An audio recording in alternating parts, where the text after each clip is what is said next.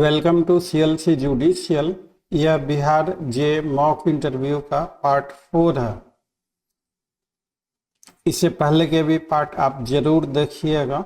बिहार जे का इंटरव्यू एक अलग इंटरव्यू होता। यहाँ 35% मार्क्स का जो बैरियर है पता ही है होगा आप लोगों को। आई होप एंड बिलीव कि you all are aware about. आप मेंस के भी टॉपर क्यों ना हो, लेकिन कभी कभी ऐसा होता कि 35 से कम नंबर देके आपको रोक दिया जाता, और इस कारण से हर एक स्टूडेंट पैनिक बटन में होता है और काफ़ी साइकोलॉजिकल फोर्सेज हावी होता है।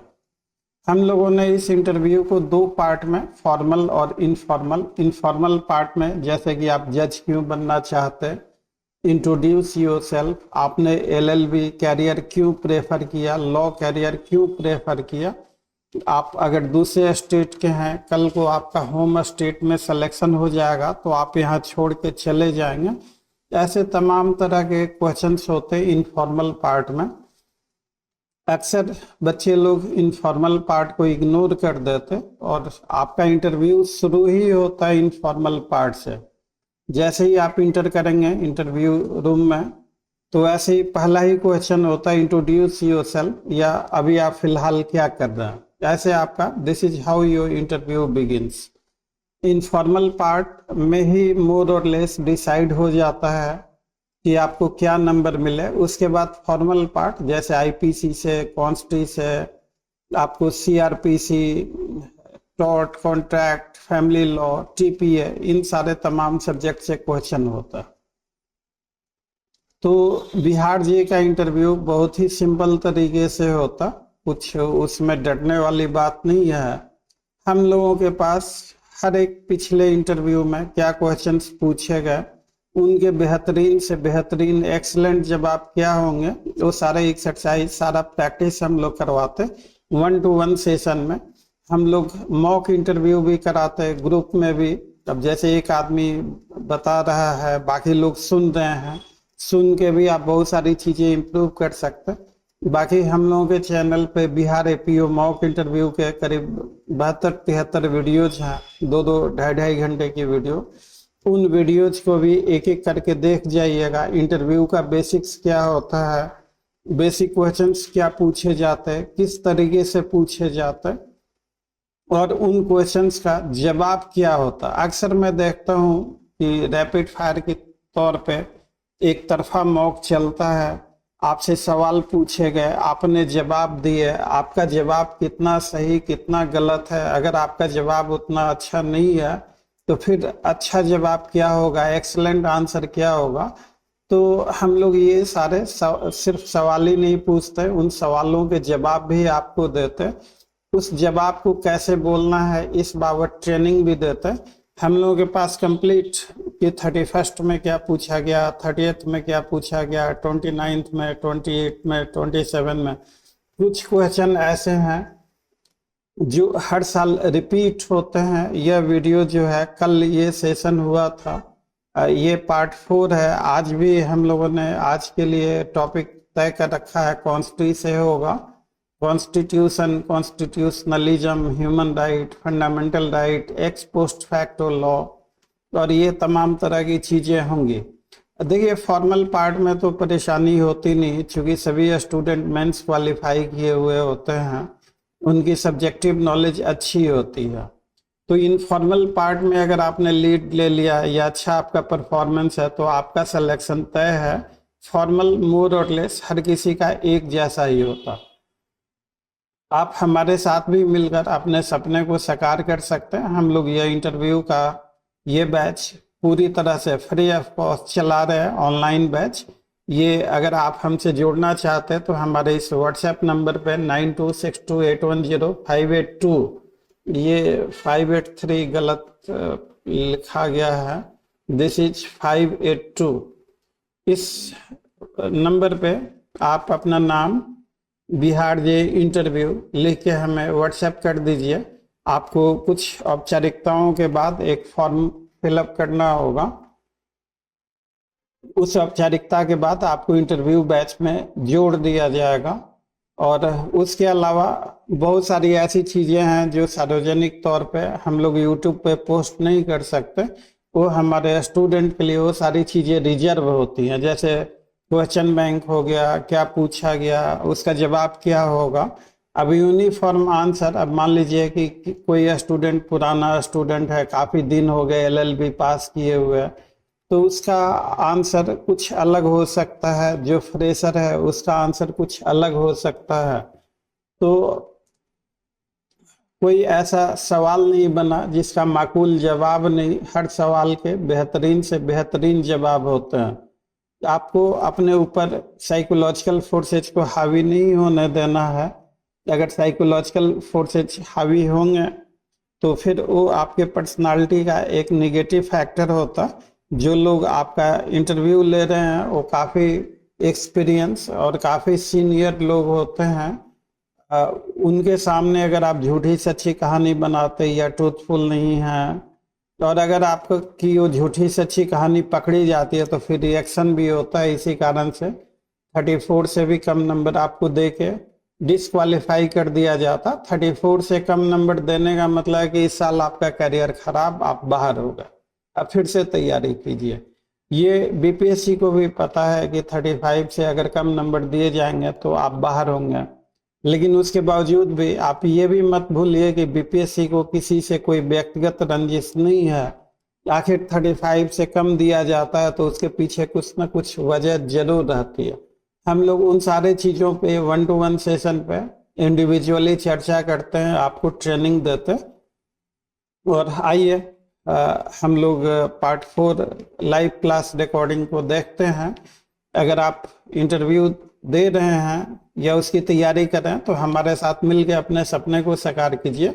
और अगर इन केस आप नहीं दे रहे हैं, आपके जानने में कोई आपका जूनियर सीनियर बैचमेट अगर कोई इंटरव्यू दे रहा है तो उन तक इस वीडियो को शेयर कर दीजिए। तो आइए देखते हैं पार्ट 4। आपने एलएलबी क्यों चुना?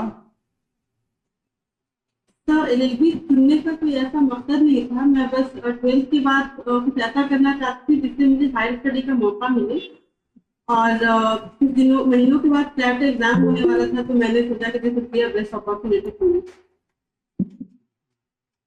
तो there is no reason or occasion preferring LLB as per you?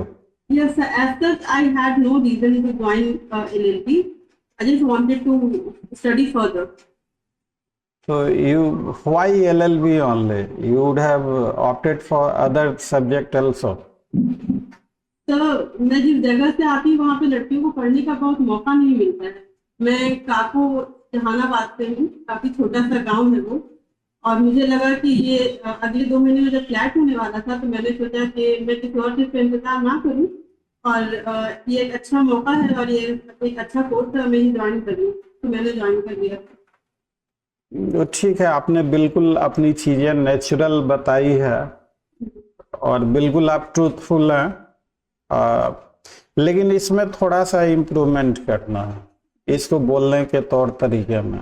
आपको बस एक लाइन इसमें कहीं भी ऐड कर देना है कि since law gives multiple options, future options for competitive exam, judiciary, APO, UGC, net, assistant professorship, litigation, other exams. So law gives multiple options, so that might have one of the reason preferring LLB.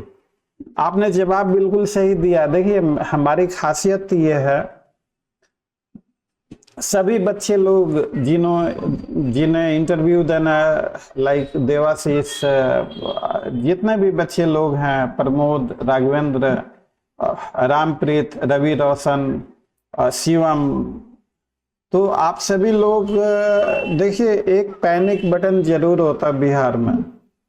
और अरे हमसे ये पूछा गया कि LLB क्यों नहीं, तो अगर हम इसका जबरदस्त आंसर नहीं देंगे तो हमें जबरदस्त नंबर नहीं आएंगे। और वो जबरदस्त आंसर देने के चक्कर में हम झूठ बोल जाते, कोई कहानी बना जाते। और जो लोग आपका इंटरव्यू लेंगे वो लोग काफी एक्सपीरियंस्ड होते, उनको झांसा दे पाना संभव होगा कि नहीं हो पाएगा संभव मेरे बस में तो नहीं है कम से कम कि मैं उतने एक्सपीरियंस और अनुभवी लोगों को झांसा दे सकूं। तो I don't consider myself capable to be fool them, because the people who are holding your interview, they are extremely well versed with, they have many experiences also before what you going to speak, they understand. So befooling them is impossible. Befooling them means you are going to befool yourself. Ravi Roshan, मैं आपसे मुखातिब हूँ, क्या आपको लगता है कि interview board को हम लोग बेफुल मूर्ख बना सकते झांसा देके कोई झूठी सच्ची कहानी सुना के? Do you think so? मतलब come openly, just we are discussing about, मुझे जो आपका साइकोलॉजिकल प्रेशर है उसको कम करना। तो unless until we are truthful, unless until we are natural, तब तक ये प्रेशर ईज आउट नहीं होगा। We need to be truthful, we need to be natural, और वो नेचुरल में ये हम अपने आंसर को थोड़ा ब्यूटीफाई कर लेंगे। Yes Priyanshu, do you think कि इंटरव्यू बोर्ड को बेफुल कर पाना, कोई झूठी सच्ची कहानी सुना के बता के, will that be possible? Not possible sir, vast experience justice के पास और मेंबर्स के पास होते हैं, उनका रोज का यही काम है।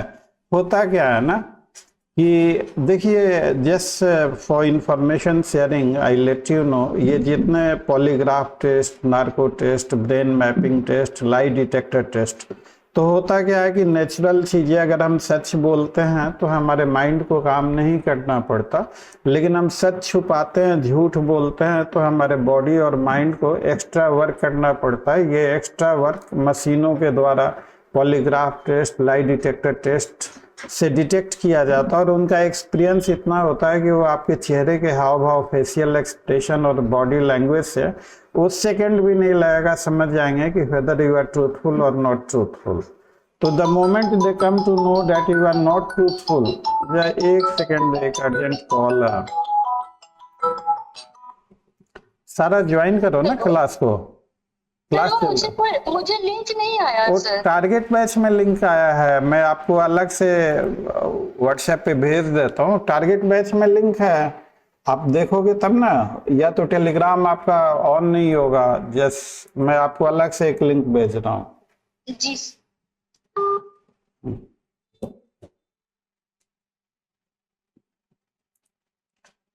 और इस जस्ट बीच में कुछ स्टूडेंट उनकी एडमिशन फॉर्मेलिटीज कंप्लीट नहीं हो पाई है, इसलिए उनको क्लासेस नहीं मिल पाया है। तो अगर जो कोई भी स्टूडेंट इंटरव्यू के कैंडिडेट हैं तो आप अपना जल्द से जल्द एडमिशन फॉर्मेलिटीज पूरा कर लें।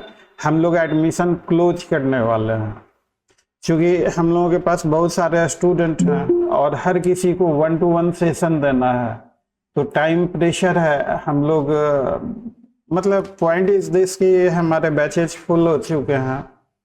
हम लोग छोटे बैच, इंटरव्यू का बैच अलग होता है, हर स्टूडेंट पे 1-to-1 फोकस करना होता है, हर स्टूडेंट से हम लोग बातचीत करते हैं, उसे इंडिविजुअल लेवल पे भी उसे बूस्ट अप करते हैं हम लोग। तो इट्स नॉट पॉसिबल कि हम लोग हर एक स्टूडेंट को ये क्लासेस दे पाए। और तो इसलिए जिन किसी का भी अभी तक फॉर्म कंप्लीट नहीं हुआ, प्लीज आप जल्द से जल्द उसे कंप्लीट कर लें।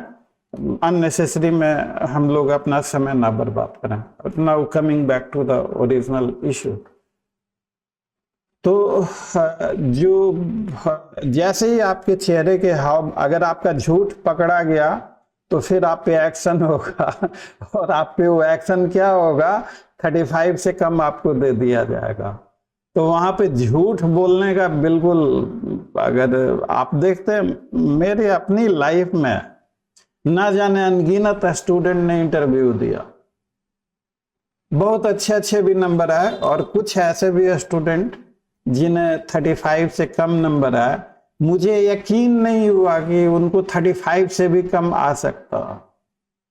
दे are very good, they are very thorough into their approach, they are answering also correctly. But ultimately, what went wrong, resulting into less than 35% marks? That has been a surprise, that has been still a mystery for me. और अब होता क्या है कि अगर आप candidate है, आपने कुछ वैसी चीजें कर दी वहां पे, तो हो सकता है कि आप ना बता पाए हमें या आप बताना ना चाहें। मैं भी कैंडिडेट होता तो शायद वैसा ही सोचता मैं भी। तो कुछ ना कुछ तो जरूर रॉन्ग हुआ है वहां पे, जिस कारण से हो सकता है कि आपको 35 से कम पे रोक दिया गया। खैर anyway, so Priyanshu, are you ready for mock informal part? Yes, sir. Yes, sir. Video on कीजिए।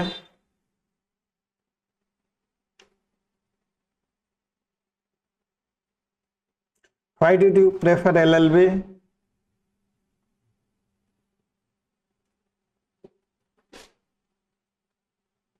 म्यूट हैं आप, अनम्यूट कीजिए। Hello. Yes, yes.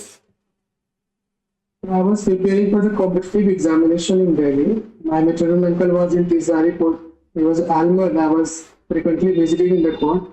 That drive me to pursue the LLB. I was seeing the justice review system in the fort, in Sagari. That drive me to pursue the LLB. From there, I have started, and I think that I should be best fitted in the field of the judiciary. So this is coincidence that your maternal uncle has been into Tis Hazari Court, and from him you got some inspiration pursuing LLB.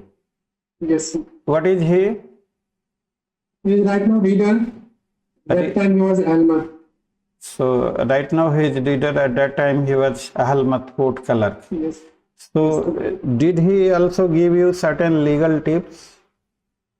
Yes, sir. He told me that the legal era is a full of opportunity for the career, and also it is a respectable field. So you must go for that. Competitive field is uncertain for the future also, and you must go for that to pursue this course from the reputed college like the University of Delhi. He told me about the course of examination, entrance, and all etc. Then I appeared in the entrance examination of Delhi University for the So he is not LLB, he is just on general side court clerk, now reader. Is he LLB or he is not LLB, just a reader. okay, okay. So how do you find law beneficial to the society? Law is the last hope and most sacred thing to uphold the right of the people, and for the people, the judicial institution is a very sacred and the last hope. So it's a very respectable things to be part of this system, being an advocate or as a judge. So being advocate, why don't you prefer advocacy? Why did you opt for this judiciary? I've started my practice as of my choice. As when I was going to the court, I was seeing many advocates as a judicial part of the judicial system. So I frequently started practicing in the lower judiciary. Then I went to the higher judiciary also at the level of High Court. So from there, I got the inspiration to become a judicial officer. When I see the judicial delivery system at the level of appellate court and the lower level court. That means you have also been into the litigation, right? Yes. Yes. So normally we see the rule is bail, not jail. Yes. This is the normal rule. How do you find it into your practice? Is bail a rule or jail is the rule? So bail is the rule and jail is the exception, because the liberty is the fundamental right of the person and there is a common rule in the presumption in the field of law that until and unless the accused is not proved, guilt of the accused is not considered to be guilty. So the bail is supposed to be the rule and jail is supposed to be the exception. That's supposed to be, but our Chief Justice, Mr. Chanchur, expressed anguish over recently. Have you read his statement saying that lower court judges are very reluctant Yes, to sir. give the bail? He Yes, sir. commented. So even the High Court is not granting bail, and they all have been following jail as the rule, not the bail as the rule. The High Court level, sir, I have seen that they are not in, they are considering the rule as the rule is stabilized. But at the lower judiciary level, I have seen that, as per my experience, I have seen that the judges is most reluctantly to give the bail, especially in the POCSO matter. It may be the cause may be various, but higher level Chief Justice and also recently in the National Judicial Conference, the Mr. Kapil Sibal has also mentioned this fact that the lower judicial court has reluctant and in fear to give the bail. There may be various reasons why they are not considering the bail is rule and jail is the exception. But this is the fact what has been observed by the Honorable Chief Justice and the various senior advocates. So this bail as the rule, in what type of cases? Say There is somebody committing murder and next day released on bail. Will not it send a wrong signal into the society? See the criminal, the murderer released on bail. So what would be the parameters either of granting or refusing bail? There is a various pronouncement set by the Honorable Supreme Court. There is through the various precedents like Guru Charan Vats versus State of Punjab, which is the deciding factor to grant bail. There is especially bail-like nature and gravity of the offence, likelihood of the accused to flee away, likelihood of the accused to interfere with the evidence, and fear of injury to the victim. So there is a specific criteria while deciding the bail application by the Honorable Court, which is set by the various precedent and case laws of the Supreme Court. Fine enough. एक चीज मैं यहाँ पे add, आपको answer देना है short और short possible sentence में। ये जो आप आंसरिंग कर रहे हैं, it's like somewhat, it's not looking like interview, it looks as if you are teaching, as if you are discussing. आप माइंड नहीं करेंगे, आई मे बी रॉन्ग। जो मुझे लगा वो कमेंट हमने किया कि इंटरव्यू में जो है ये थोड़ा सा एक्स्ट्रा हो जा रहा है।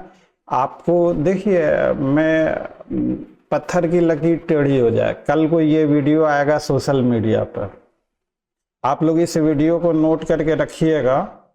पत्थर की लकीर टेढ़ी हो जाती, हमारी बात आज तक कभी गलत नहीं हुई। हमारे कई सारे वीडियोज हैं यूट्यूब पर, उनके डेट भी हैं, टाइम भी हैं,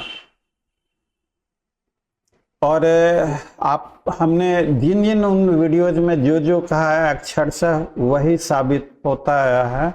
मुझे अपनी तारीफ, अगर कोई हमारी तारीफ करता है तो मुझे एलर्जी होती है। हमारे में कोई कमी है आप जरूर बताइए, हम उन्हें दूर करेंगे। तो नॉट ओनली यू प्रियांशु, मैं सभी स्टूडेंट से ये अपील करता हूँ कि आप इंटरव्यू दें। आप ये मत सोचें कि आप वहाँ पे उनके साथ बैठ के डिस्कशन कर रहे हैं, ग्रुप डिस्कशन कर रहे हैं, या उनको टीच कर रहे हैं।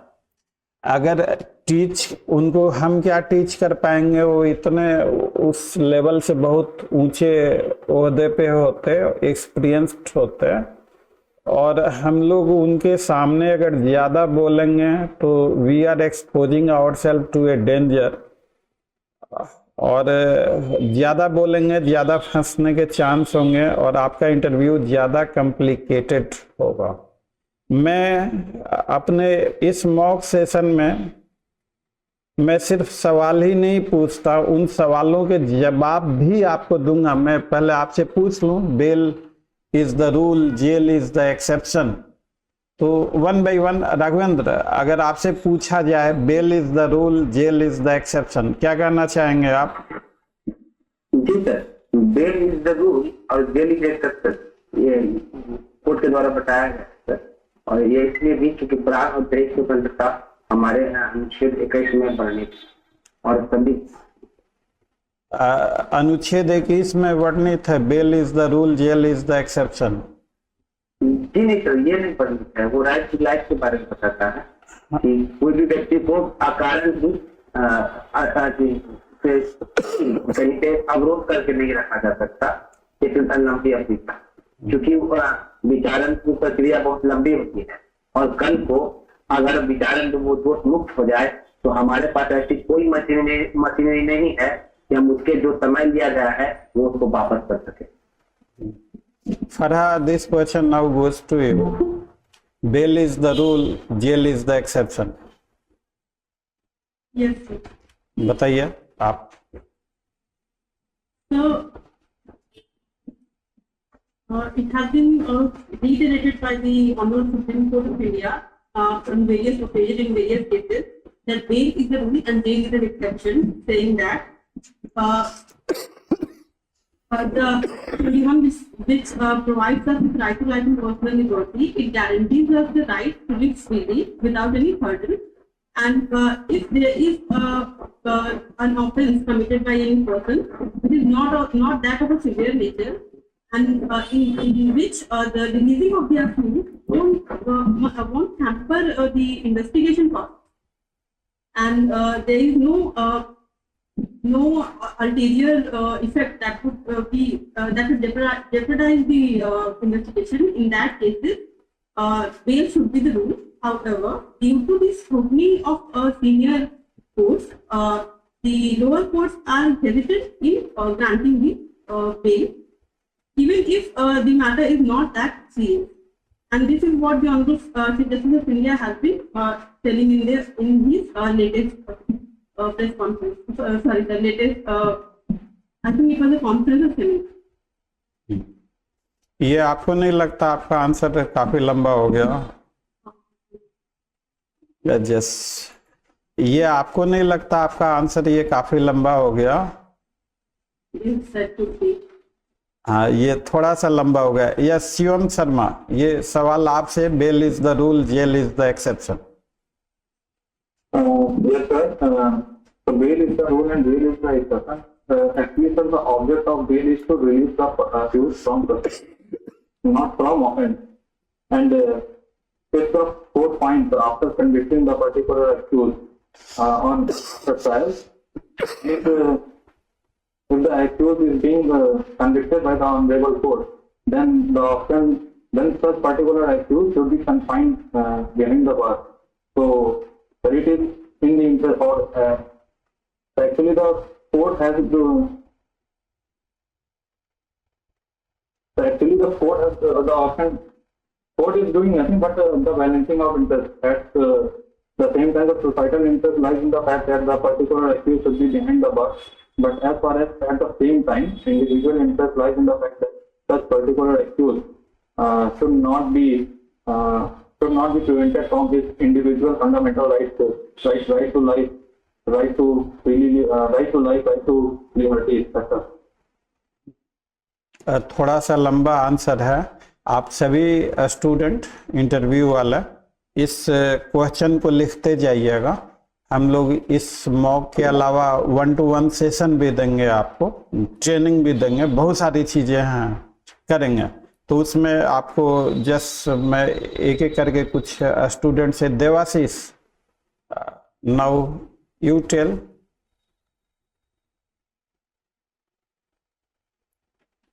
देवाशीष, मेरी आवाज आ रही है आपको? वीडियो ऑन कीजिए। यस, बताइए। Bail is the rule, jail is the exception. Yes, sir. Sir, in our criminal system, the main rule is that when a person is tried for an offense, so our criminal system follows that until the person is guilty. मैं आपको बीच में रोक रहा हूँ। Criminal system कहेंगे, sorry sir, आपने criminal system बोला है। Legal sorry system. सर। तो इन चीजों को ध्यान में रखना है। हम लोग ये कहेंगे कि justice delivery system. Yes sir, yes sir. हाँ, क्रिमिनल सिस्टम तो अर्थ का अनर्थ ही हो जाएगा ना फिर। हाँ, आप फिर से ट्राई कीजिए, बताइए। जी sir. Sir, in our criminal judicial system, the rule is that until a person is proven guilty, his life and personal liberty must not be hampered. So, when a person is put to bars, his life and personal liberty is curtailed. And sir, the bail provisions protects that person life and personal liberty, and at the same time, sir, the bail does balancing of interest between the societal interest and the individual interest. Yes, that's good. Now Pramod, ये आप आइए। Sir आवाज आ रही है? Yes yes आ रही है। Hello yes yes, आपकी आवाज आ रही है, आप बोलिए, बताइए। सर, माइक में थोड़ा प्रॉब्लम नहीं है। Sir, in our judicial system, until a person is proven guilty, he is innocent. So if a person is known, his conviction is known, and he is ready to cooperate the legal proceeding, so he should be released, and his fundamental his right to liberty should be released. For that reason, I think bail is the rule and jail is the rule. Bail is the rule and jail is the exception. Yes, Prashant Kumar Priyadarshi, आप आइए। Prashant Kumar Priyadarshi.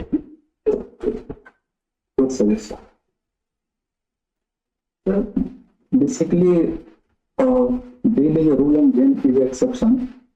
Is a part of our fair trial jurisprudence. So I think that a person should be given a chance to prove.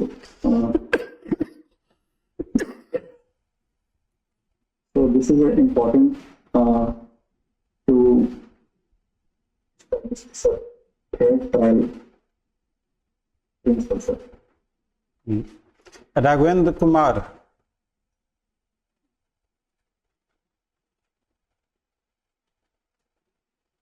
Ji sir.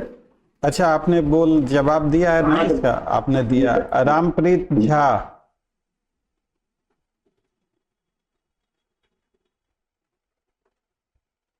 Rampreet Jha. Yes sir, मेरी आवाज आ रही sir? हाँ हाँ, बिल्कुल आ रही है। Sir, bail is rule. Sir, find in the recent PLA case.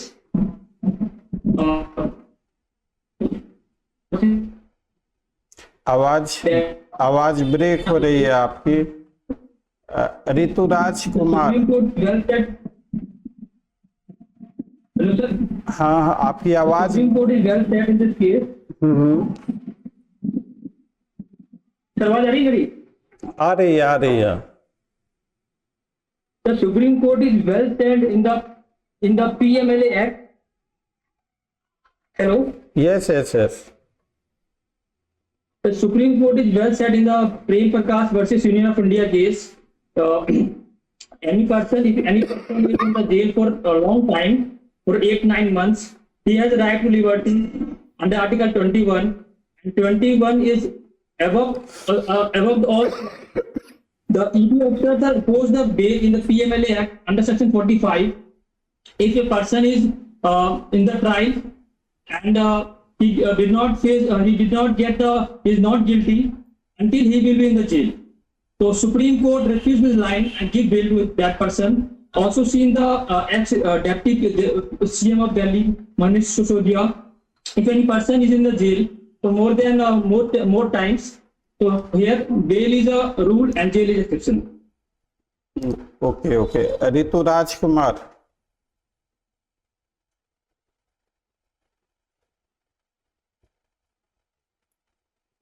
Rituraj Kumar.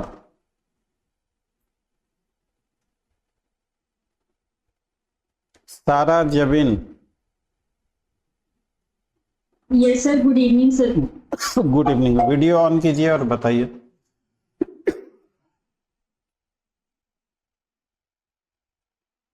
Yes, sir. Yes sir. Sir, bail is the rule, jail is an exception. According to Constitution, sir, we accept that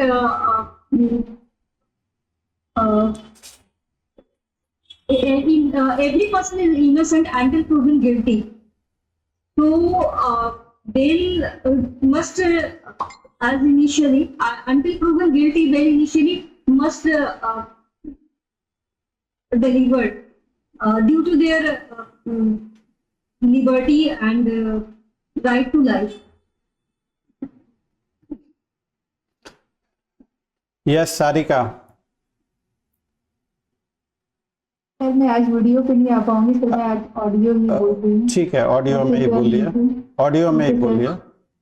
ji sir, basically sir personal liberty, अगर हम bell, sir sorry sir मैं दोबारा शुरू कर रही हूँ। The basic idea of the basic idea why the bail is a rule and jail is exception, because as per our constitution, personal liberty is one of the basic fundamental rights, and the accused should be presumed innocent.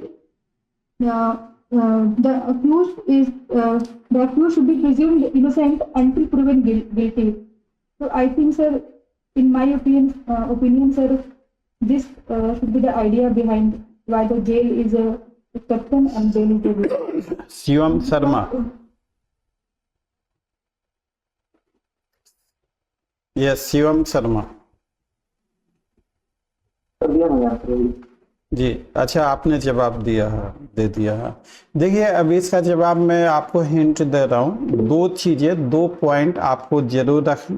Ankit Gupta, sorry मैं शायद भूल गया था, आप बताइए। Ankit Gupta. Sir first of all good evening sir. जी good evening, बताइए। Bail is a rule, bail is an exception, which means that whenever a person comes before the court, then the judicial officer is bound to give the bail, because there are certain provisions that are given under sector like the 428, 429. If you read that, then we can say that there are certain rules which incline towards the giving the bail. And we also read with the Article 21 of the Indian Constitution, which says that he has to lack in personal liberty. Here the term is the personal liberty. And apart from that, if we see the basic principle, that is that every person is innocent until proven guilty. If we consider the Article 21, we can say that bail is a rule and jail is a rule and jail is an exception. Thank you. Yes Ranjan Bhadani. Yes, good evening, sir. Good evening, good evening जी, बताइए। Sir, the basic concept behind the bail is rule and jail is exception is that, sir, our Indian Constitution, which prescribes that every person's liberty should be protected. And in Article 21, it's mandated that person's liberty should be mandated. And to that, everyone is, everyone is presumed to be innocent until proven guilty by the court, sir. So to protect the liberty, it is given under bail is rule and jail is exception, sir. Actually, I'm outside, sir, तो कोई बात difficult हो रहा है अभी। कोई बात नहीं, कोई बात नहीं। कल से रहिएगा, मतलब 8:30 से 1 घंटे का रहता है शेड्यूल। देखिए अभी इसका मैं आपको आंसर सजेस्ट कर रहा हूँ। दो चीजें आपको कहनी है, कनेक्ट कैसे करना। आर्टिकल 21 आपने सही कहा, the most vital above all, वो है तभी सब कुछ है। तो आर्टिकल 21 के मद्देनजर it is on humanitarian approach that bail is the rule, jail is the exception. This is point number 1। वो आपको काउंटर करेंगे कि प्रैक्टिस में, रियल लाइफ में तो ऐसा नहीं होता, पीपल आर लैंग्वेजिंग इन जेल, 2-2, 3-3, 4-4 साल से जेल में है, जमानत नहीं हो पा रही है। तो जैसे ही आप कहेंगे bail is the rule, jail is the exception, वो बात बिल्कुल ठीक है। सुप्रीम कोर्ट ने कई सारे केसेज में कहा है, और सुप्रीम कोर्ट ने ऐसा इसलिए कहा है कंसिडरिंग आर्टिकल 21 कि किसी पर्सन का life and liberty can be taken away in strict compliance and requirement of the statutory provisions. It cannot be taken away otherwise, other than the procedures. So in that sense, it is fine enough. Bail is the rule, jail is the exception. But same time, we also need to strike a balance between the interest of society and individual. If a criminal in a heinous offense released on bail, as the bail is the rule, it will send a wrong signal to the society, wrong message to the society. तो यहाँ पे हम लोगों को balance करना है social interest, society का interest, और इंडिविजुअल इंटरेस्ट और विक्टिम का इंटरेस्ट। तो इनको बैलेंस करके हमें आंसर 2 लाइन से ज़्यादा का नहीं देना है। आंसर हम लोग जितना शॉर्ट होंगे उतना एक्यूरेट होंगे। तो ये सारे आंसर आपको मतलब पॉइंट अपने माइंड में रखना है कि why bail is the rule, jail is the exception. तो इसका सबसे बेहतरीन आंसर हो सकता है because of article 21।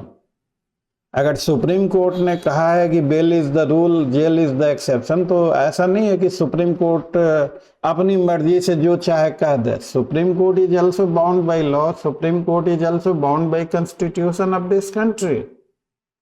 And analysing the spirit of article 21, Supreme Court has said so. अगर उन जजमेंट को आप डिटेल में पढ़ेंगे तो आखिर क्यों, तो फर्स्ट पॉइंट में कि आर्टिकल 21 को कनेक्ट करते हुए bail is the rule. Second point में कि बैलेंस होना चाहिए, striking the balance between individual liberty, interest of the society and interest of the victim of the crime. If a person accused of heinous offense immediately released on bail, it may not be good for any society. तो and therefore it varies from case to case. तो इस तरह से हम लोगों का we may have decent answer. हम लोग एक बार में आंसर को हो सकता है नहीं गेट टू कर पाए, तो थीम आपको बता दिया, कॉपी में आप लिखिए। आपको 2 लाइन से ज्यादा नहीं बोलना है। आप सभी बच्चे लोग ज्यादा बोल रहे हैं, ज्यादा बोलना चाहिए लॉ स्टूडेंट को। लॉ स्टूडेंट ज्यादा नहीं बोलेगा तो कौन बोलेगा? बोलना चाहिए, बहुत अच्छी बात है लॉ स्टूडेंट के लिए, लेकिन इंटरव्यू के दौरान थोड़ा कम भी बोलना है। इंटरव्यू के दौरान ज्यादा हम बोलेंगे तो फायदे की जगह नुकसान के भी चांस हो सकते हैं। तो next Priyanshu, you there? Yes sir, हाँ, तो इसको कनेक्ट कीजिए। 2 सेंटेंस बोलना है, या आज का टारगेट ये छोड़ दें, कल आप लोग इसकी तैयारी करके आइएगा, कल पूछ लेंगे। मतलब you are not allowed to speak more than 2 sentence. 2 sentence ही बोलने हैं। आप देखिए एक चीज, जब भी आप इंटरव्यू की तैयारी कीजिए तो मुझे वो याद आता है, ब्रेविटी सोल ऑफ विट्स। किसने कहा था ये ब्रेविटी सोल ऑफ विट्स, और इसका मीनिंग क्या हुआ? Brevity soul of wits, WITS, बुद्धिमत्ता की आत्मा है। संक्षिप्त, ब्रेविटी में संक्षिप्त ही होता है। हाँ, जिस्ट जो है ना, summary, gist is soul of wits. Wits बुद्धिमानी, मतलब बुद्धिमानी की आत्मा संक्षिप्तता में है। ये बात किसने कहा? Brevity soul of wits. Shakespeare पढ़ते हैं आप लोग? नाम सुना है नाम तो हमने भी सुना है। मैं उनके तो देखिए होता क्या है ना कि when you do not have exact answer, तो उस आंसर को आप लिंगर करते हैं। ये नेचुरल टेंडेंसी है, दिस इज साइकोलॉजिकल एस्पेक्ट। तो अब उन लोगों के ऐसे टिप्स होते हैं, अगर आप कोई चीज जानते हैं तो आप देखेंगे, खुद भी महसूस करेंगे कि उसका शॉर्ट आंसर आप देते हैं जिन चीजों को जानते हैं, और जिन चीजों को आप नहीं जानते हैं तो उसमें जस्टिफिकेशन आने लगता है, उसमें एक्सप्लेनेशन आने लगता है, और जस्टिफिकेशन और एक्सप्लेनेशन आएगा तो नेचुरल है कि आंसर लंबा होगा ही हो। तो सिर्फ 2 पॉइंट रखना, आर्टिकल 21 रखना और balance of the society, interest of the society रखना। इन 2 पॉइंट के मद्देनजर 2 ही पॉइंट है, फर्स्ट में एक सेंटेंस, सेकंड में एक सेंटेंस, 2 सेंटेंस से ज्यादा आंसर नहीं देना। Now the next question to you is, what is difference between arrest and detention? Yes, this goes to Priyanshu.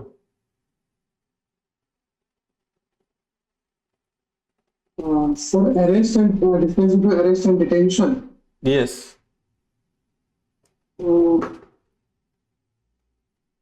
Arrest is a specific, detention is a genesis. क्या बोल दिया sir, इसका आंसर एग्जैक्टली तो पता नहीं सर, लेकिन ऐसा कुछ पढ़ा था। हम बताएंगे। Rampreet, difference between arrest and detention?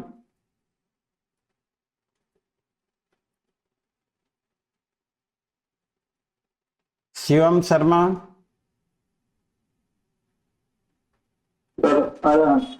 Arrest, when we arrest something, then we must follow the procedure. And in case of detention, we may follow, we either follow procedure or may not follow procedure. Detention मतलब detention is always illegal. What about preventive detention laws? क्या procedure उसमें नहीं follow किए जाते preventive detention में? नहीं follow होते हैं प्रिवेंटिव डिटेंशन लॉ में, लेकिन मेरा मतलब ये डिटेंशन का ये this is not a good answer, ये जबरदस्ती का आंसर है। आप माइंड नहीं कीजिए, मैं आंसर भी बताऊंगा इसका। Ankit Gupta, difference between arrest and detention? Arrest is an act and detention is a result. Arrest is the act, detention is the result. You are redefining. Sarah Javin. Yes, sir. A difference between arrest and detention? Yes, sir. Yes, sir. Yes, sir. Sure, sir. Sir, arrest always defining offense, but detention is not mandatory to the offensive person. And detention may be any either belongs to a criminal process or not. Yes, according I know as. Yes, Rituraj. Sir बताइए, आपने hand raise किया। Sir, arrest is in relation to the charge, but no such charge is required for detention. And sir, once a person has been arrested, he has to be produced before the magistrate, but no such condition is required for detention. Sarika?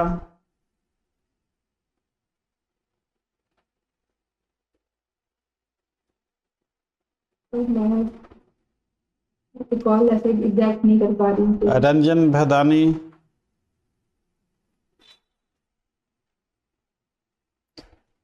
Farha?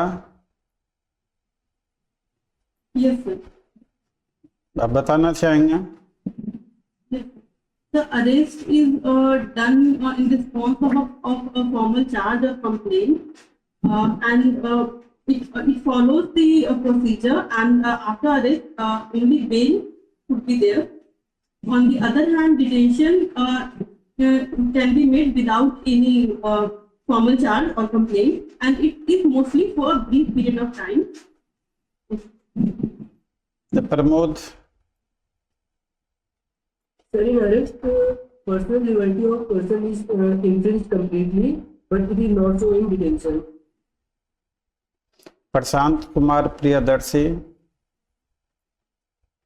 Sir, arrest is basically well protected under Article 22. And sir, when we talk about detention, there is a prior stage of commission of an offence. Raghavendra?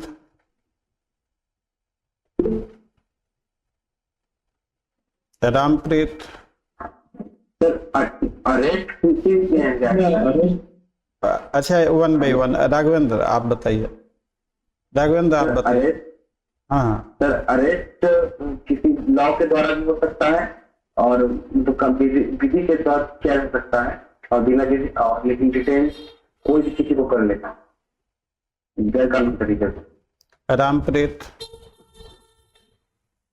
Sir, in arrest, their bail is mandatory, and detention is not mandatory. Rituraj, Absent.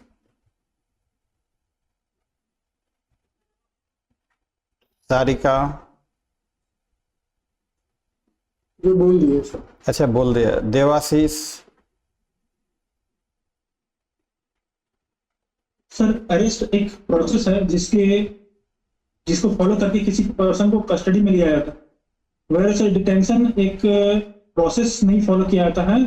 किसी एक person को custody में रखना वो detention होता है, और sir detention या तो प्यूनिटिव हो सकता है या फिर वो प्रिवेंटिव डिटेंशन हो सकता है। शिवम शर्मा,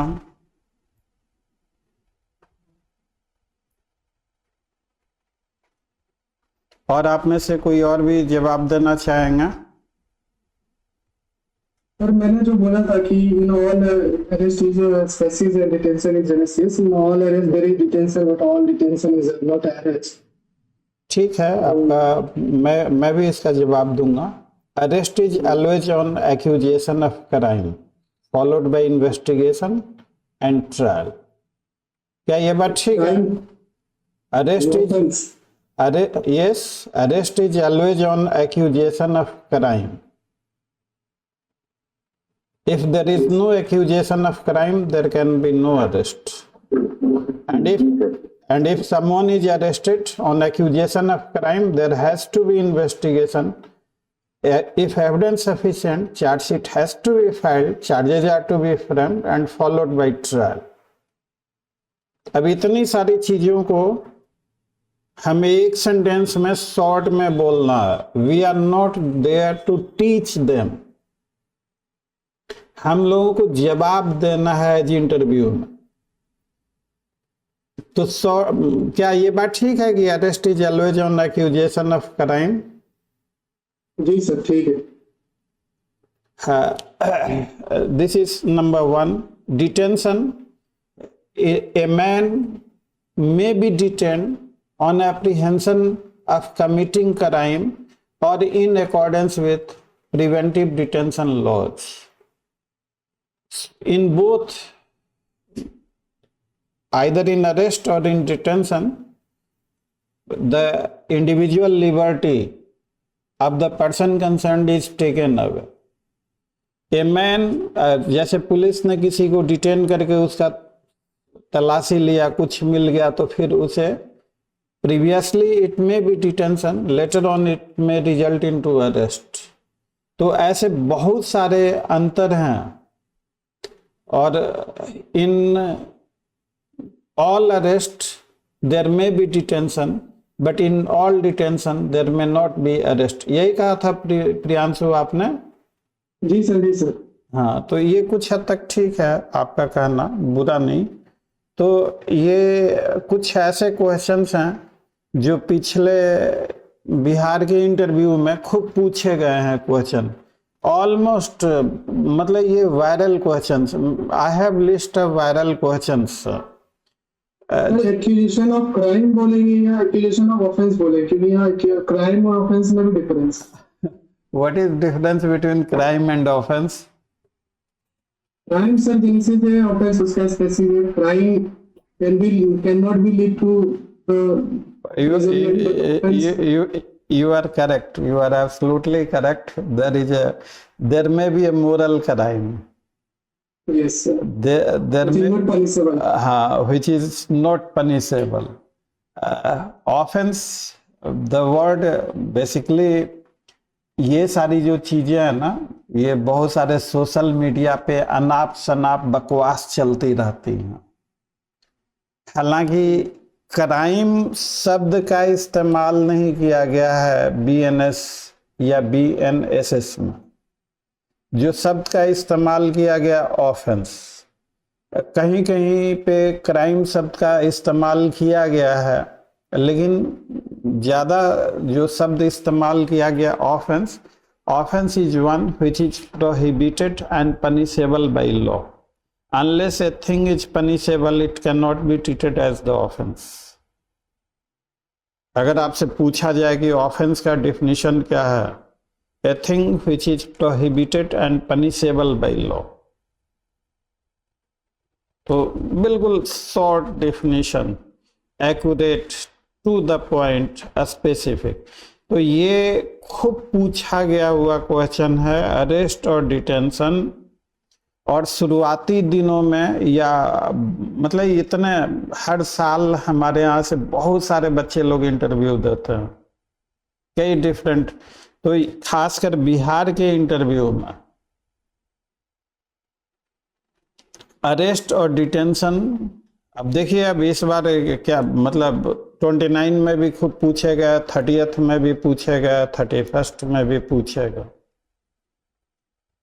तो हमारे पास बहुत सारे ऐसे क्वेश्चन की लिस्ट है, लिस्ट तो काफ़ी लंबी है। उस लिस्ट से आप परेशान मत होइएगा, 1 by 1 करके उन सारे क्वेश्चंस पे हम लोग चर्चा करेंगे।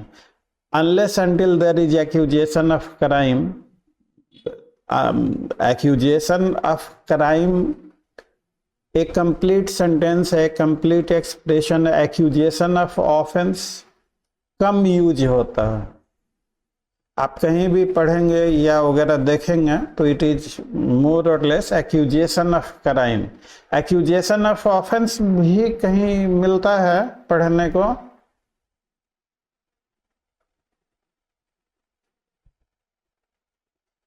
हो सकता है एक्यूजेशन ऑफ ऑफेंस भी हो, लेकिन हम लोग ज्यादातर पढ़ते हैं एक्यूजेशन ऑफ क्राइम। क्या प्रियांशु? जी सर, बट हमें तो लीगली सही बोलने में सही रहेगा। हाँ हाँ, तो आप देखिए छोटी मोटी मिस्टेक जैसे क्राइम और ऑफेंस, तो इसमें अगर मेरे से अगर आप पूछें तो क्राइम को डिफाइन नहीं किया गया है। Offence is defined a thing which is prohibited and punishable by law. Crime का कहीं है डिफिनीशन किसी एक्ट में? नहीं सर, क्राइम नहीं डिफाइन। इवन अरेस्ट को भी डिफाइन नहीं किया गया। How can you make arrest that has been provided? But what is definition of arrest, क्या कहीं दिया हुआ है अरेस्ट का डिफिनीशन? जुडिशियल इंटरप्रिटेशन से डिफिनीशन तो नहीं, स्टैट्यूटरी डिफिनीशन तो नहीं दिया हुआ है ना अरेस्ट का। Curtailing liberty, curtailing completely liberty of a man is, अगर मान लीजिए कि लिबर्टी अगर जेल में मोबाइल फोन रखने की इजाजत नहीं है, आप जेल में मोबाइल फोन नहीं रख सकते। क्यों? कि आप अंडर अरेस्ट हैं और आपको अरेस्ट किया गया है, आपकी लिबर्टी कर्टेल्ड है। जेल में टीवी है, जेल में आप एक्सरसाइज कर सकते, जो बाकी सारी एक्टिविटीज, तो जेल में आपको फ्रीडम नहीं है कि जो आप चाहें वो कर सके। आपको विशेष परिस्थितियों में इजाजत लेनी पड़ेगी तभी वो हो सकता है। Detention, arrest is purely a legal word. ये सब जो हम लोग जो इसका एक्सप्लेनेशन दे रहे हैं कि प्रोसीजर को फॉलो किया जाता, तो बाकी आप लोग भी सुनेंगे कि आप लोगों ने क्या क्या जवाब दिया। मैं चाहता हूं कि आपका जवाब to the point, specific, accurate हो, ताकि एक आप इमेज वहां पे बना सकें। आप जानिए सब कुछ लेकिन बोलिए कम। ज्यादा बोलने में कुछ ना कुछ स्लिप ऑफ माइंड हो सकता। Now the next question is, what is the meaning of civil death?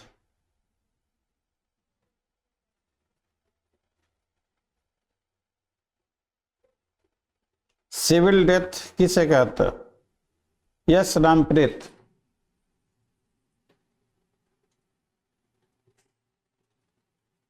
Sarika, civil death. If a person is not heard for 7 years, then it is a legal presumption that it is a legal presumption of civil death. It is presumption of civil death, or it is presumption that he is not alive.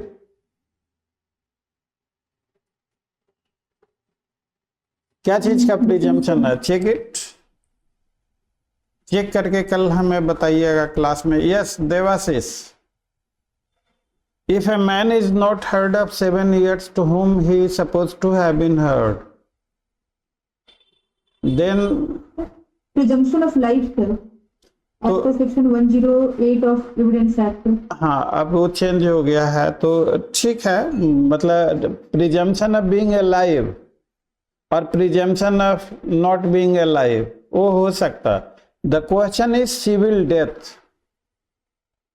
Death तो ठीक है कि human body medical death आपका हो गया, a dead body, but what is the meaning of civil death?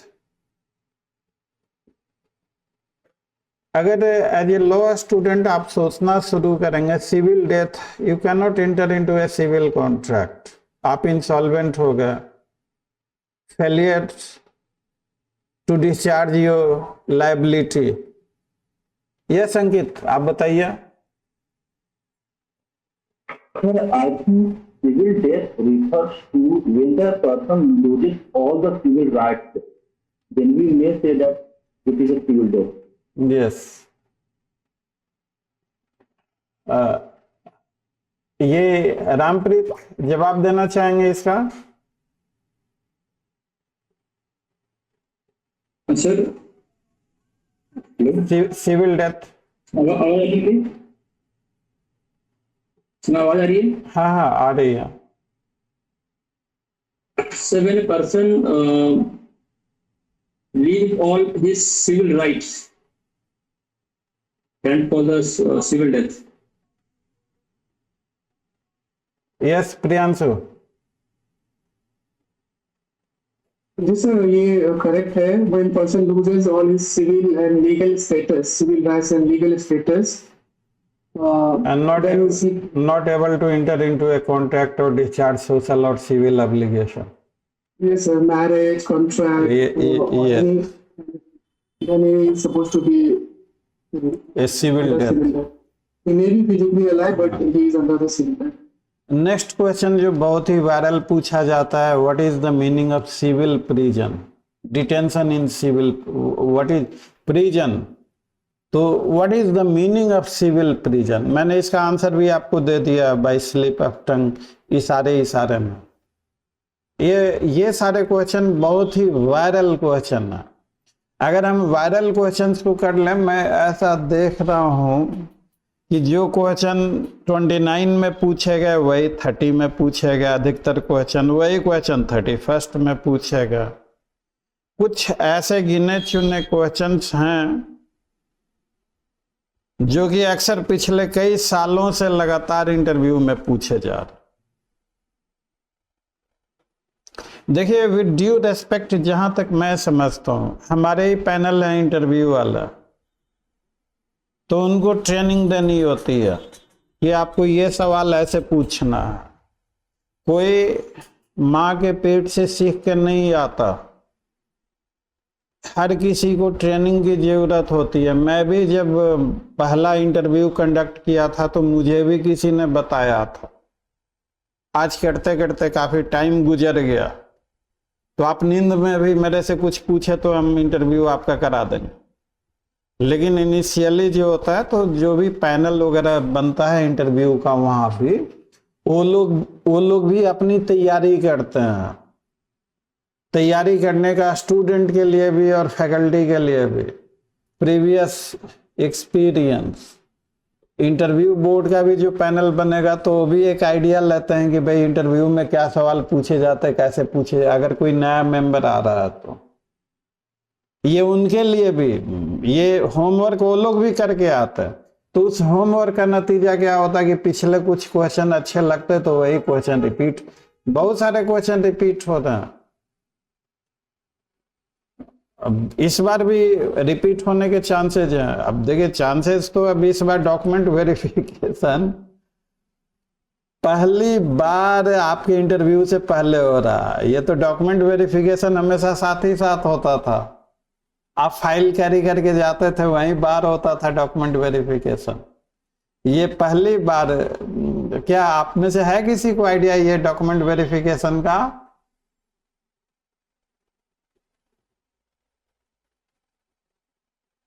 ये केवल इस पर होता था वहां पे कमीशन में। हाँ, इस बार पहले थोड़ा कर दिया। पहले करवा रहे हैं। हाँ।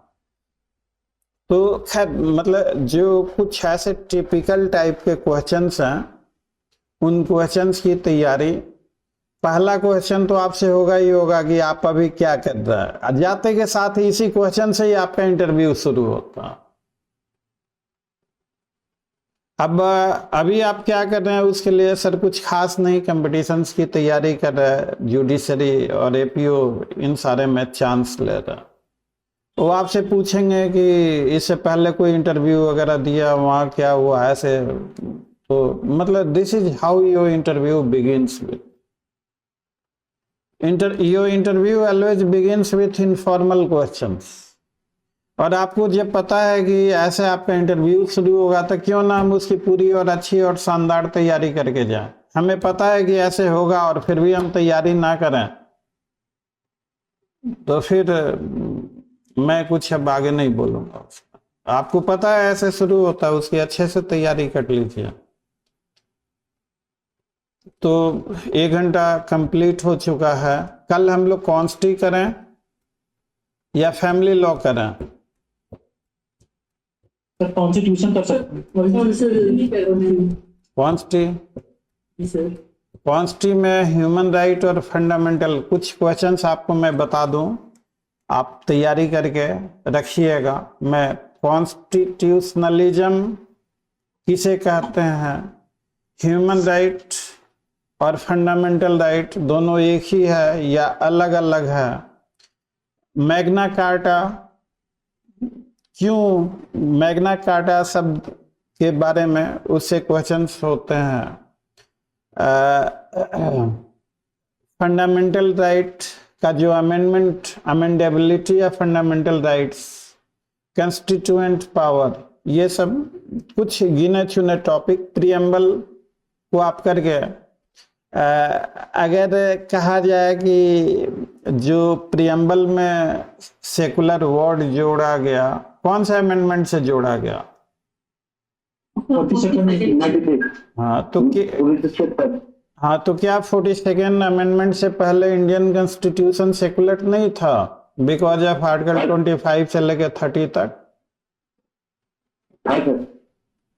तो फिर प्रीएम्बल में जोड़ने से क्या फायदा हो गया? क्यों जोड़ा गया? स्पेसिफिक वर्ड नहीं यूज किया गया था। सर प्रीएम्बल एक्चुअली हमारा प्रीफेस है कॉन्स्टिट्यूशन का, इसलिए जो कॉन्स्टिट्यूशन के जो एसेंशियल्स हैं उसको वहां पे मेंशन किया गया, जैसे सॉवरेन, डेमोक्रेटिक, रिपब्लिक। देखिए यूटिलिटी के तौर पे just of course preamble is the preface of the constitution, it is window और it gives some idea about the main provisions of the constitution. Up to that much you are absolutely correct, उसमें कोई दिक्कत नहीं है। But so far as if there is a conflict between constitutional provision and preamble, कौन prevail करेगा? तो preamble करेगा क्योंकि प्रीएम्बल बेसिक स्ट्रक्चर है और उसको अमेंड नहीं किया जा सकता। अगर कंफ्लिक्ट है प्रीएम्बल और कॉन्स्टिट्यूशनल प्रोविजन में तो कौन प्रिवेल करेगा? No sir, constitutional provision prevail करेगा। Sir preamble source of law नहीं है तो प्रीएम्बल प्रिवेल नहीं करेगा, प्रोविजन ऑफ लॉ प्रिवेल करना चाहिए। Sir, तो firstly, on प्रियम्बल होता है, अगर कॉन्स्टिट्यूशनल प्रोविजन उसके अगेंस्ट जा रहा है तो तब तो प्रियम्बल ही प्रिवेल करना चाहिए। I am not sure. करना चाहिए, नॉट श्योर अबाउट ये। मैं आपको बताऊं, if constitutional provisions are elaborate, preamble shall not be taken into account. Constitutional provision shall be followed. अगर constitutional provision वेग है, कोई मीनिंग नहीं निकलता, then preamble में भी रेफर्ड। इसको आप नोट कर इंटरप्रिटेशन के लिए उसको यूज किया जाता है सर। हाँ हाँ हाँ, अगर एंड वो यूज तब होता है when constitutional provisions are vague। Yes sir. अगर एक्सप्लिसिट है तो there is no utility of preamble। लेकिन अगर कॉन्स्टिट्यूशनल प्रोविजन वेग है तो आइडियोलॉजिकली हम फिर प्रियम्बल को रेफर करते हैं। And in the event of conflict between preamble and constitutional provision, तो constitutional, if the constitutional provisions are not vague, it will override the preamble. But if the constitutional provisions are uncertain, unclear, then preamble may be looked upon. और ये दोनों case Berubari union और केशवानंद भारती जरूर देख लीजिए, whether preamble part of constitution और not. जी sir, Kesavananda ने हेल्प किया हुआ। हाँ, कि it is part Berubari part of the constitution. Sir इसी केस में ना सुप्रीम कोर्ट भी ये भी कहा था कि it is a part of constitution but not superior to the provision of the constitution. हाँ हाँ, preamble can be used to interpret the और उसी में केशवानंद भारती में ही कहा गया कि अगर कॉन्स्टिट्यूशनल प्रोविजन स्पेसिफिक है तो there is no utility of preamble, लेकिन अगर कॉन्स्टिट्यूशनल प्रोविजन वेग है, अनसर्टेन है, then we may have preamble. जी सर। बेरूबारी यूनियन केस में जो लास्ट लाइन था प्रियम्बल का, we do here by adopt give and enact to our self on this 26 day of, वो नहीं पढ़ा गया था। तो इसलिए बेरूबारी यूनियन के केस में सुप्रीम कोर्ट ने कहा कि preamble is not part of the constitution. वो लास्ट लाइन केशवानंद भारती में पढ़ी गई और इसलिए फिर केशवानंद भारती में बेरूबारी यूनियन केस को ओवररूल कर दिया गया और preamble was made part of the constitution. एक आर्टिकल और आप जरूर कीजिएगा, 394 नोट डाउन कर लीजिए। हमारे कॉन्स्टिट्यूशन के कुछ प्रोविजंस 26 नवंबर 1949 को ही इफेक्ट में आ गए और रिमेनिंग है 26 जनवरी 1950 को। इस बाबत आर्टिकल 394 सब लोग नोट कर लीजिए। तो कल कॉन्स्टी से हम पूछेंगे, कॉन्स्टिट्यूशनलिज्म के बारे में खूब पूछा जाता है, फंडामेंटल राइट के बारे में खूब पूछा जाता है। Equality before law is a negative concept, equal protection of laws ये more positive concept. How, what is the meaning of discrimination? तो क्वेश्चंस हमारे पास जितने क्वेश्चंस पूछे गए वो सारे क्वेश्चंस हैं हम लोगों के बैंक में। फर्स्ट राउंड में जो क्वेश्चंस पूछे जाते हैं, जो पैटर्न है जिस तरीके से, तो वो हम लोग करेंगे। उसके अलावा और भी करेंगे और धीरे धीरे अभी तो सेशन शुरू ही हुआ है, धीरे धीरे। Yes Shivam Sharma. Sir preamble और कॉन्स्टिट्यूशनल प्रोविजन कहना चाहता हूँ। तो फर्स्टली कॉन्फ्लिक्ट अराइज होगा प्रियम्बल और constitutional provision, but in hypothetically अगर कॉन्फ्लिक्ट होता भी है तो फंडामेंटल राइट को सर स्पेसिफिकली इंपोर्ट कराया जा सकता है आर्टिकल 92 गवर्नमेंट केसेस में, बट ऐसा कोई प्रोविजन का प्रियम्बल में नहीं। हाँ। तो यू आर करेक्ट कि ये जो हाइपोथेसिस है कि conflict between constitutional provision and preamble, और कन्फ्लिक्ट के ओकेजन भी नहीं है और न कभी आएंगे, ये बिल्कुल आपने सही फरमाया। और केशवानंद भारती, ये चीजें हम लोग रेफर इसलिए कर रहे हैं कि केशवानंद भारती केस में supreme court gave explanation like this, if there happens to be. तो इसीलिए हम लोग, वो ठीक है उस हद तक। तो ये कुछ लोगों ने हैंड रेज किया, कुछ कहना है? Do you want to say something? Sarika, Ram? Yes yes yes Priyanshu. ठीक है सर, कल कॉन्स्टिट्यूशनलिज्म और कॉन्स्टिट्यूशन से क्वेश्चन, मेरा डिसर्टेशन टॉपिक भी है सर कॉन्स्टिट्यूशनलिज्म। हाँ, तो आपसे तो और टेढ़े मेढ़े थोड़े सवाल करेंगे हम। सीआरपीसी वगैरह में सर जो आज का सेशन था सर, क्वेश्चन इतने ही हैं या फिर आप दोबारा भी करवाएंगे? कराएंगे। अभी तो ये जब तक आपका इंटरव्यू नहीं हो जाता ये हर रोज चलेगा 1 घंटा। This is unlimited session. ऐसा नहीं हो सकता कि जैसे जो क्वेश्चंस के लिस्ट में आपके पास अगर वो दे दें और हम उसको प्रिपेयर करके पहले से रखें? आपको टॉपिक देखिए, क्वेश्चन एग्जैक्टली रिपीट नहीं होता, वो उस टॉपिक से रिपीट होता है। और जैसे आप होमवर्क, हाँ होमवर्क मैंने आपको बताया तो सही कि आप preamble, constitutionalism, fundamental right, Magna Carta, discrimination, इन सारे टॉपिक से खूब क्वेश्चंस होते हैं।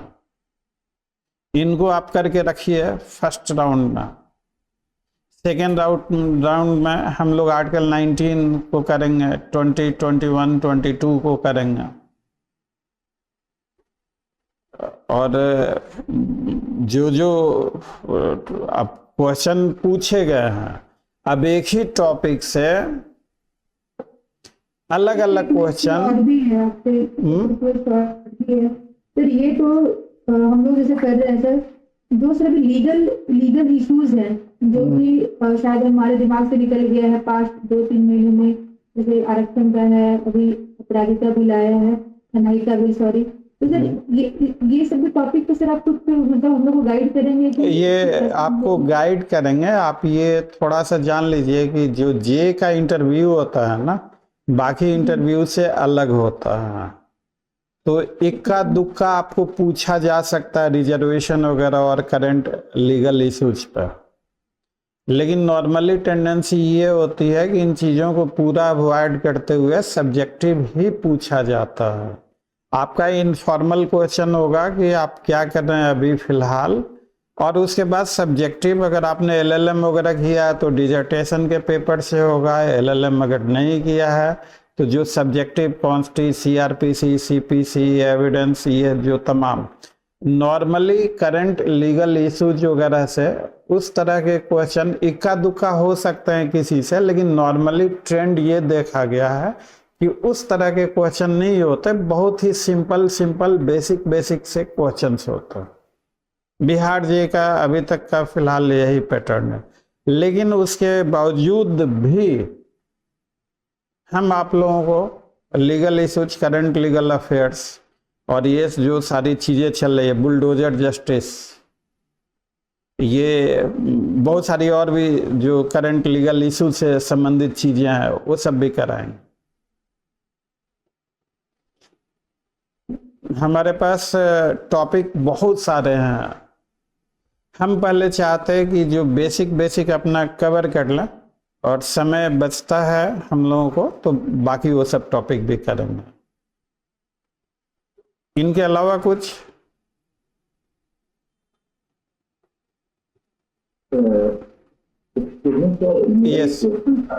यस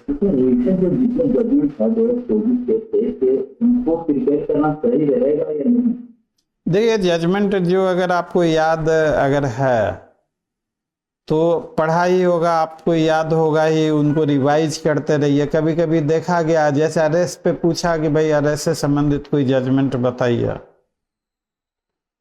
तो इस तरह की चीजें पूछी जा सकती हैं। अब पूछने को तो देखिए क्या पूछा जाएगा क्या नहीं पूछा जाएगा, इसका एक हम लोग अनुमान लगा सकते हैं, पिछला पैटर्न को देख सकते हैं। अब ultimately what would be asked, अब ये तो बोर्ड ही जानेंगे ना उस समय, लेकिन जो प्रोबेबल या जो एक्सपेक्टेड क्वेश्चंस जो एक उसका फ्रेम आउट है उसके अंतर्गत हम लोग करेंगे। जजमेंट आप देख जाइए, पुराने आपने पढ़ा ही है, आप मेंस क्वालिफाई करके इंटरव्यू तक पहुंचे हैं, आपकी तैयारी निसंदेह अच्छी होगी, तो उनको रिवाइज करते रहिए जजमेंट को। कुछ एडिशनल, और खासकर ये जो लाइव लॉ वाले और बार बेंच वाले हैं ना, ये लोग करते क्या हैं कि इस तरह से प्रोजेक्ट करते हैं, स्टोरी बनाते हैं कि एज इफ सुप्रीम कोर्ट ने पहली बार ऐसा कहा, जबकि ऐसा नहीं होता। सुप्रीम कोर्ट ने कई सारे केसेज में वो सारी चीजें कह रखी है, तो जबरदस्ती का वो लोग स्टोरी क्रिएट कर देते।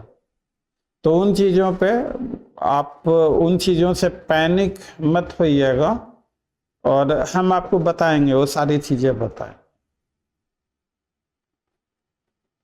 ये सारी का कुछ, अगर मान लीजिए कि अभी नहीं याद आ रहा, आप मुझे टेक्स्ट कर दीजिए। मैंने ग्रुप में क्या मैसेज दिया, 24/7 इंटू 365 लिखना मैं भूल गया। 24/7 में काम चल जाएगा, या कहेंगे तो मैं लिख दूंगा 365। एक सर ओरिएंटेशन क्लास टाइप का आपका ले ही लीजिए सर, जिसमें ना बल्कि आधा घंटा लगे चाहे कितना भी टाइम लगे, तो जो बेसिक वाले क्वेश्चंस होते हैं ना सर, इसमें कॉन्फिडेंस नहीं आ रहा है। जैसे जो शुरू वाले क्वेश्चंस होते हैं ना, आपने इंट्रोडक्शन वाला बोला, ऐसे इसमें सर कल आपका देखिए ओरिएंटेशन जो है ना, हर स्टूडेंट के प्रोफाइल पे अलग अलग होगा। तो चलिए कल मैं आप ही का शुरू कर देता हूँ। बेसिक वाले क्वेश्चन सर, जैसे कि क्यों बनना चाहते हैं, ऐसे क्वेश्चन सर 8-10 मैं देख रही हूँ कि ऐसे क्वेश्चन बन रहे हैं, और उसका सर प्रॉपर मतलब प्रॉपर आंसर नहीं है हमारे पास। वही मतलब फंबल हो रहा है आवाज, या फिर बहुत ज्यादा बोल रहे हैं हम लोग। और सर एक ना टॉपिक अपने को पता चल जाए कि हाँ ये हर सब्जेक्ट को कि ये टॉपिक पे आप फोकस कीजिए, तो एटलीस्ट सर हम उस प्रोविजन को ना हम खुद से भी तैयार कर सके। आई थिंक ये सर एक क्लास सर आप लीजिए। कब ले बताइए, कब ले हम? सर ये तो आप डिसाइड करेंगे सर। आप अरे आप बताइए ना कब ले। सर मतलब और बच्चों से पूछ लीजिए कि मतलब जो मुझे लग रहा है कि एक सर क्लास प्रॉपर क्लैरिटी होनी चाहिए कि किस डायरेक्शन में हम शुरू करके और अपने हिसाब से हम कितना उस पर वर्कआउट कर सके। जैसे सर अभी आप देखिए इनफॉर्मल क्वेश्चन में 3-4 ही क्वेश्चन है इनफॉर्मल पार्ट में, कि आपने LLB क्यों किया, आप जज क्यों बनना चाहता, प्रैक्टिस में क्यों नहीं आना चाहता। तो ये 3-4 क्वेश्चन ही रहते, इसमें कोई बहुत ज़्यादा क्वेश्चंस नहीं रहता। वो है क्या ना कि देखिए अगर मैं भी कैंडिडेट होता तो मेरे साथ भी पैनिक होता, मैं भी घबराता। तो यही 3-4 क्वेश्चंस होते हैं, आपने LLB क्यों किया, तो वो जैसे ही पूछेंगे तो आप कोई कहानी सुनाएंगे वहाँ पे। मैं बार बार आज भी यही कहा कि कोई आर्टिफिशियल कहानी वहाँ पे मत सुनाइए, आप बस थोड़ा सा लिंक कर दीजिए। अगर कोई वजह है तो वजह को बताइए, और वजह नहीं है तो आप कहिए कि सर +2 के बाद मैंने सोचा law gives you multiple options, तो इसलिए मैंने सिंपल रखिए। और ये LLB क्यों किया, तो ये चीज़ें हम लोगों ने इंक्लूड किया 1-to-1 सेशन के लिए। इनको पब्लिकली पूछना हर आदमियों से, हर आदमी का आंसर अलग अलग होगा, तो वो खिचड़ी बनेगी। तो इनफॉर्मल पार्ट के क्वेश्चंस 1-to-1 रखा गया है, तो 1-to-1 का सेशन आपको दिया जाएगा। क्या इनफॉर्मल पार्ट का ग्रुप में रखे हैं हम लोग, या 1-to-1 सही है?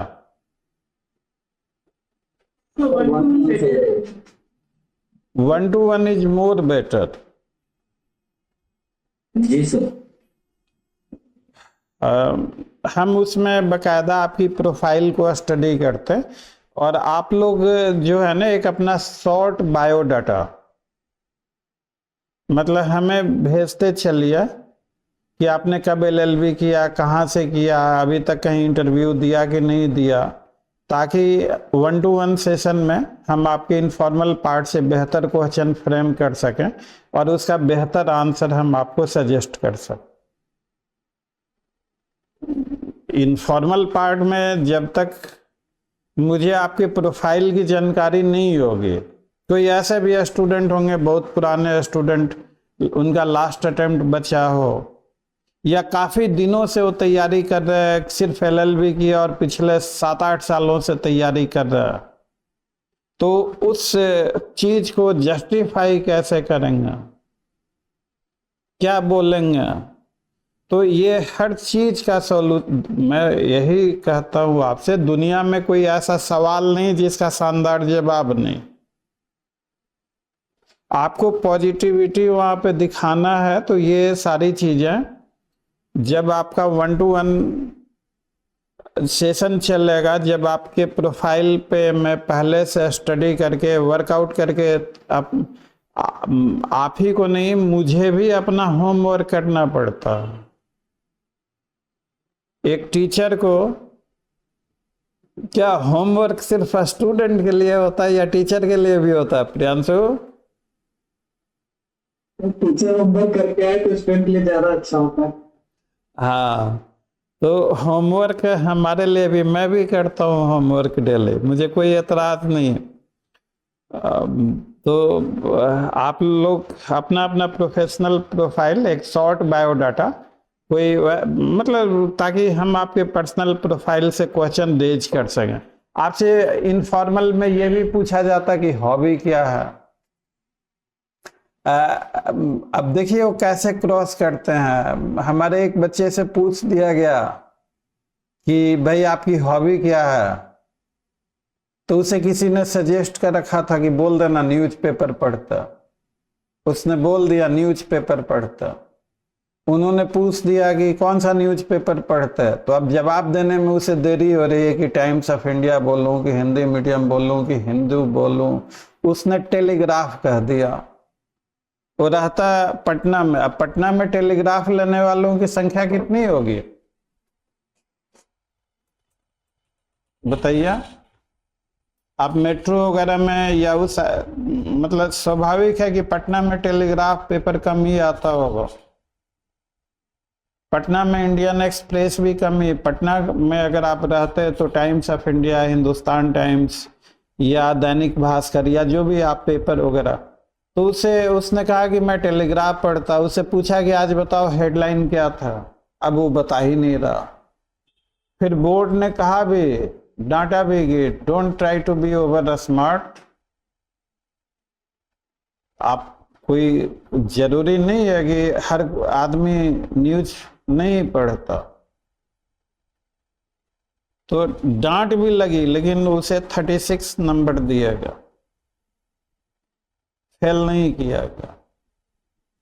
तो इंटरव्यू बोर्ड में अगर आप कुछ झूठ बोलते हैं, वो 1 सेकंड में आपका क्रॉस कर देंगे।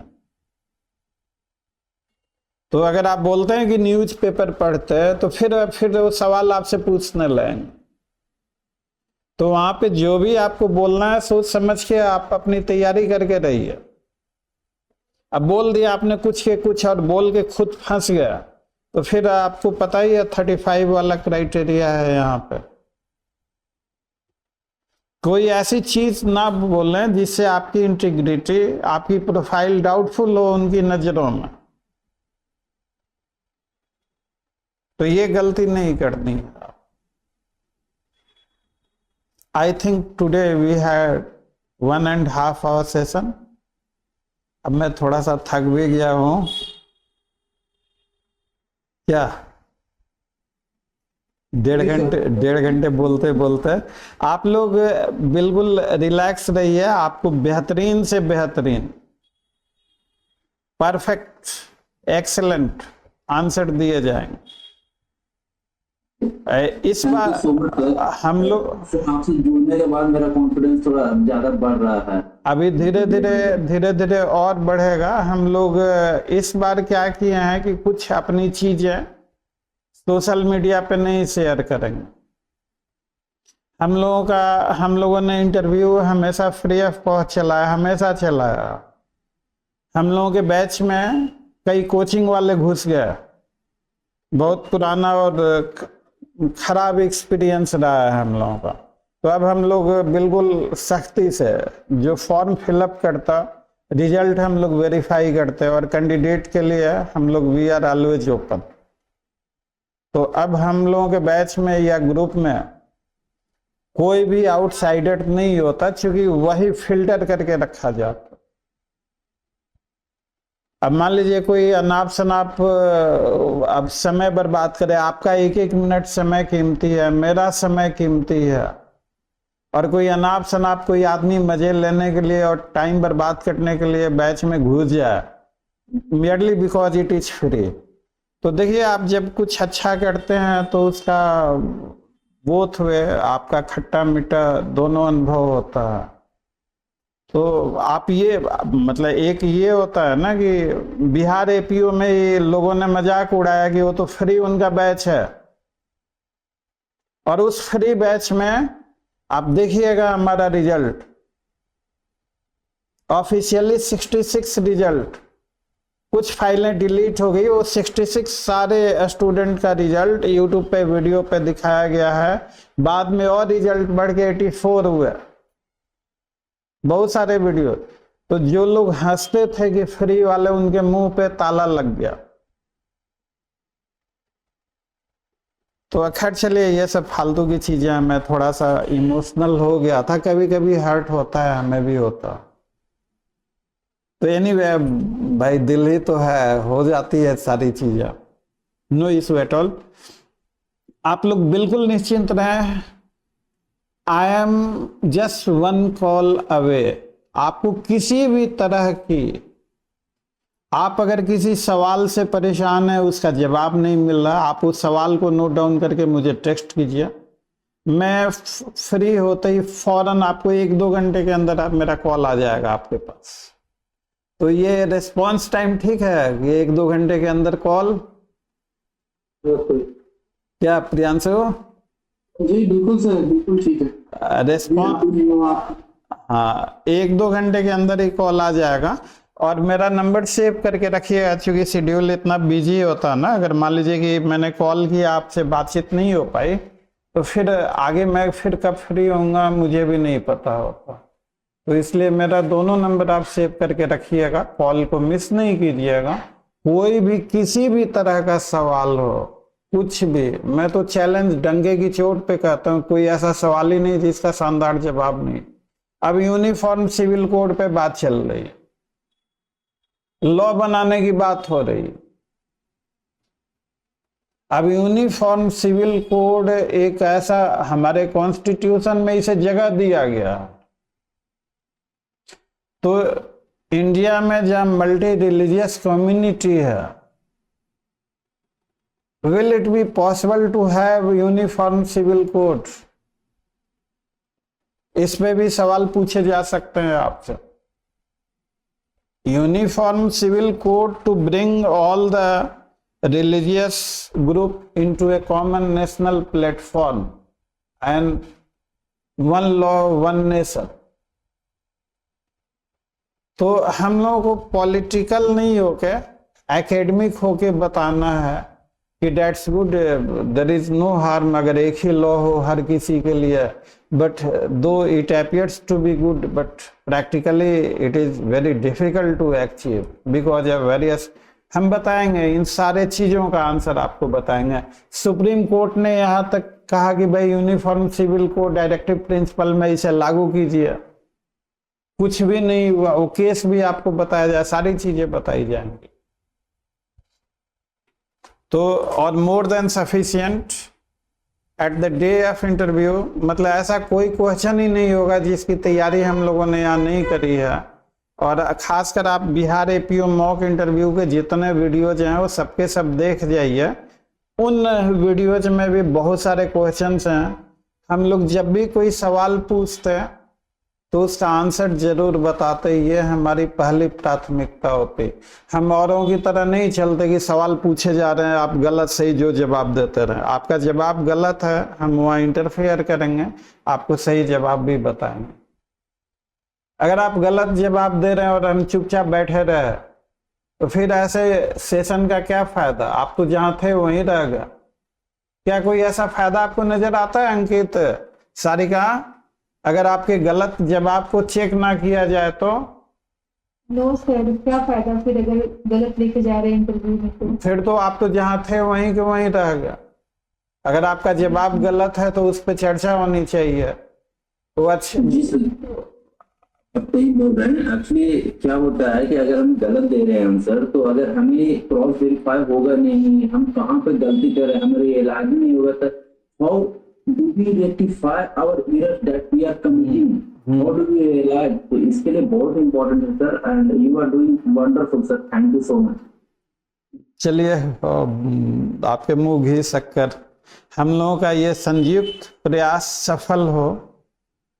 और देखिए एक चीज और भी, मैं भी इंसान हूँ, मुझे I am always happy to learn, I am always happy to improve upon. मैं कभी भी ये नहीं कहता कि आई एम एक्सेलेंट और like I am ordinary man to commit error, हमसे भी हो जाती हैं। तो जहाँ कहीं भी आपको लगे तो मोस्ट वेलकम, आप हमें बताइए, हम उन चीज़ों को दूर करेंगे और इम्प्रूव करेंगे। और 32 ये बिहार एपीओ मॉक इंटरव्यू का वीडियो जरूर देखिएगा, बहुत सारे सवालों के जवाब आपको मिल जाएंगे, बहुत सारे सवालों के जवाब, इनफॉर्मल फॉर्मल हर तरह का। तो प्लेलिस्ट पे जाके आपको मिल जाएगा वो बिहार एपीओ मॉक इंटरव्यू का वीडियो। वो बनाया ही इसीलिए गया है कि अब बहुत सारे स्टूडेंट अब जिनको पता नहीं होता, अब कोई उनको जाके सिखा देता कि अरे भैया वहां पे शॉर्ट बोलोगे तो तुम्हारा सिलेक्शन ही नहीं होगा, तुम ऐसा बोलो कि वो इम्प्रेस हो। आपको ऐसा लगता है कि वहां पे भाषण देके आप उनको इम्प्रेस कर लेंगे? नहीं सर, सत्यानाश हो जाएगा। फिर आप उसके सत्यानाश हो गया, कैरियर बर्बाद हो जाएगा, फिर आप समझेंगे कि आपने गलतियां क्या की। तो ऐसे आप सोशल मीडिया पे भी देखेंगे लोगों को सजेस्ट करते हो। अब पता ना सोशल मीडिया पे तो हर कोई आइंस्टीन है, हर कोई पता ना क्या क्या है सोशल मीडिया पे।